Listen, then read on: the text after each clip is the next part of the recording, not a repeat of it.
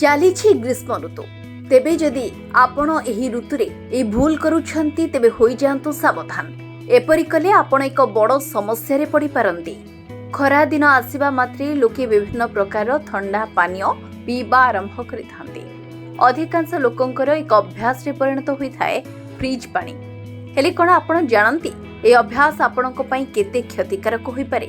ତେବେ ଜାଣନ୍ତୁ ଖରାଦିନେ ଫ୍ରିଜ୍ ପାଣି ପିଇବା ଦ୍ୱାରା ଆପଣଙ୍କର କି କ୍ଷତି ହୋଇଥାଏ। ବିଶେଷ କରି ଆପଣ ଯେତେବେଳେ ଖରାରୁ ଆସି ତୁରନ୍ତ ଫ୍ରିଜ୍ ପାଣି ପିଇଥାନ୍ତି। ଥଣ୍ଡା ପାଣି ପିଇବା ଦ୍ୱାରା ପେଟରେ ବିଭିନ୍ନ ପ୍ରକାର ସମସ୍ୟା ସୃଷ୍ଟି ହୋଇଥାଏ, ଯେପରିକି ବଦହଜମ। ଥଣ୍ଡା ପାଣି ପିଇବା ଦ୍ୱାରା ଅନ୍ତନଳୀ ସଂକୁଚିତ ହୋଇଥାଏ, ଯାହାଦ୍ୱାରା ଖାଦ୍ୟ ଠିକ୍ ଭାବେ ହଜମ ହୋଇପାରେ ନାହିଁ। ଏପରିକି ମେଦବହୁଳତା ମଧ୍ୟ ବଢ଼ିଥାଏ। ଥଣ୍ଡା ବା ଫ୍ରିଜ୍ ପାଣି ଫୁସ୍ଫୁସ୍ ଉପରେ ବି ଖରାପ ପ୍ରଭାବ ପକାଇଥାଏ। ରକ୍ତବାହୀଗୁଡ଼ିକୁ ବହୁତ କଠିନ କରିଦିଏ, ଯାହାଦ୍ୱାରା ବିଭିନ୍ନ ସମସ୍ୟା ସୃଷ୍ଟି ହୋଇଥାଏ। Bureau report, RCN Odia.